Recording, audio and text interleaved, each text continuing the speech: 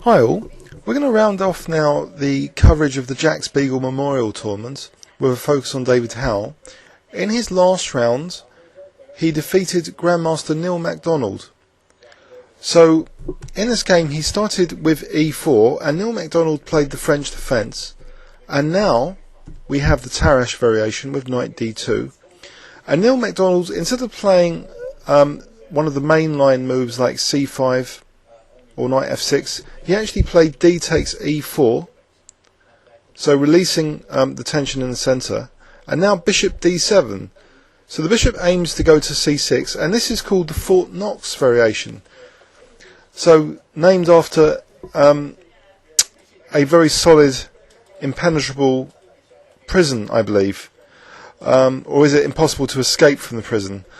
Anyway, so bishop d3 and knight d7, and we head now into what looks like a kind of Tarrasch by transposition, because after this knight eg5, which I believe actually is one of the highly statistically successful moves when I looked it up in the Masters collection of letsplaychess.com, bishop d6, so this has all been played before, rook e1, h6, white doesn't mind the knight coming back to h3, so even though it's temporarily stumbling back, it can head towards the centre later via the f4 square.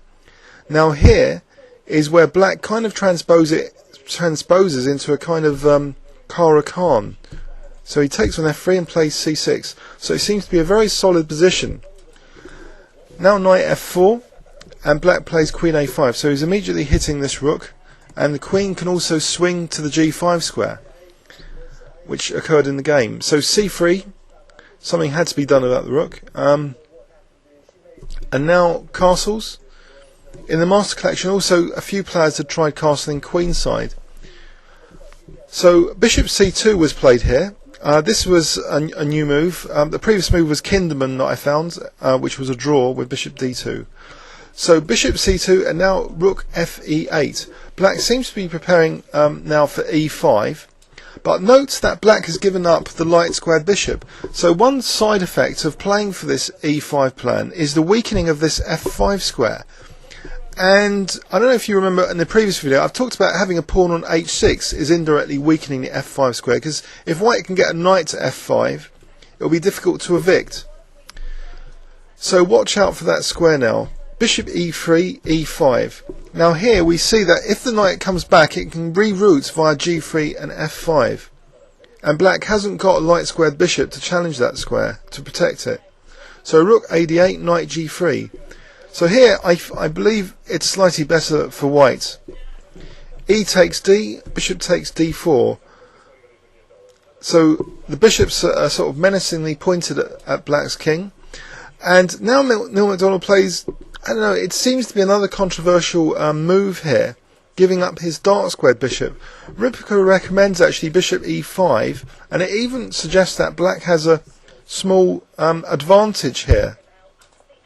Maybe this was quite a good way of playing it, to try and relieve the pressure on the black king and not mind about knight f5. Let's see, knight f5, bishop takes d4. Now if knight takes d4, so Ripper doesn't mind black's position, rook e1, rook e1, and actually materialistically grabbing this pawn on a2. So obviously computers don't worry about their king safety. If this knight comes to f5, white will be threatening things like queen g3. So most human players would be a bit scared about this position. But it reckons black would be okay in this kind of example continuation. Knight takes h6, even allowing this queen g4 and queen d7. But here, instead of g takes, maybe king f8 is also possible, because that queen's protecting f7. So that's a completely different line. We'll go back. So black actually took on g3 instead of bishop e5. And we see now a great demonstration of the bishop pair versus the knight pair now. So we have the two bishops for white versus the two knights. So we'll see now, white's plan involves fixing these pawns. So he plays a4, which is the start of that plan.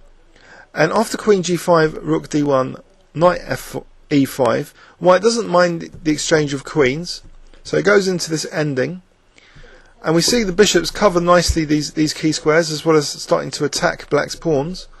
Knight e5, bishop f5, knight eg4, and now a5. So this b7 pawn's locked in now. Knight h6, and now bishop d3. Again, knight hg4 now. So white's trying to squash black's counterplay. He plays now f3, and these knights are dancing around a bit, but after bishop f1 g4, the king now comes to f2. So white has a very comfortable position here, which is an advantage for white, according to Ribka.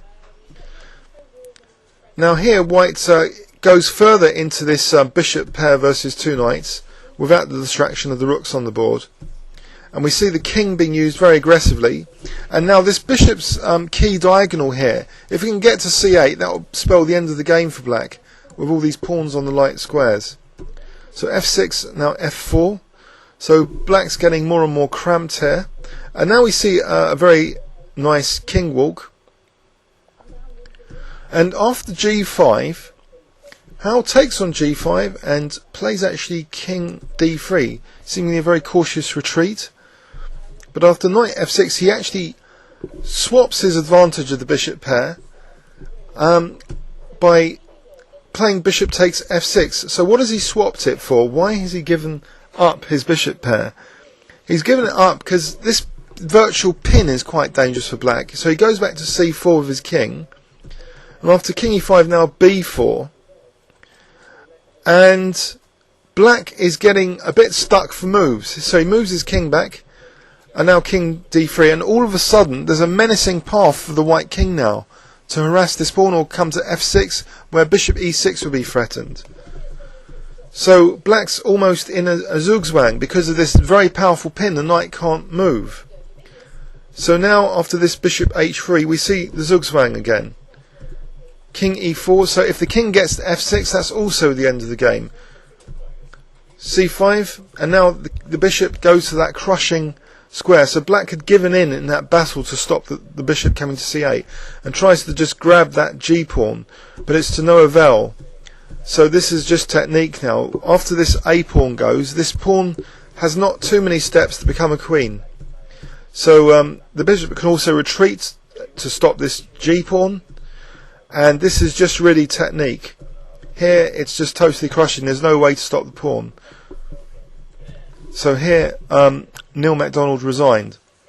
Let's have a quick overview and summary. So it was a French defence, and it went into the Fort Knox variation, but transposed into what seemingly looks like a typical Caro-Kann variation. We see now the novelty move bishop c2, and black prepared for e5, but he did weaken the f5 square, which became a kind of temptation later for black to just swap off both bishops with this bishop takes g3. So we have now the two bishops versus the two knights. And the way Howell played it, so his plan of restricting these pawns and basically simplifying, first he exchanged off the queens, then he arranged for his king to come to the centre so he could exchange off the rooks. And now in this two bishops versus two knights endgame, there was a very powerful virtual pin on this h3 to c8 diagonal. So white at the right moment gave up the bishop pair in order to pursue this new plan of just getting black in a virtual zugzwang, which is, the compulsion to move would create more and more weaknesses, a lost position. So finally, black had had enough because king e7, king f5. Let's just check that with Ribka. King e7, actually king e5 would have been a crushing move. So black gave up that c8 square, and the rest, these pawns were just too strong for white. So black couldn't defend against the a pawn in particular. A crushing final win in the end game, which sealed Howell's victory and gave him 6 out of 7 with a 2750 plus FIDE rating performance in this Jack Spiegel Memorial Tournament played at Southend 2008. Please leave any comments on YouTube. Thanks very much.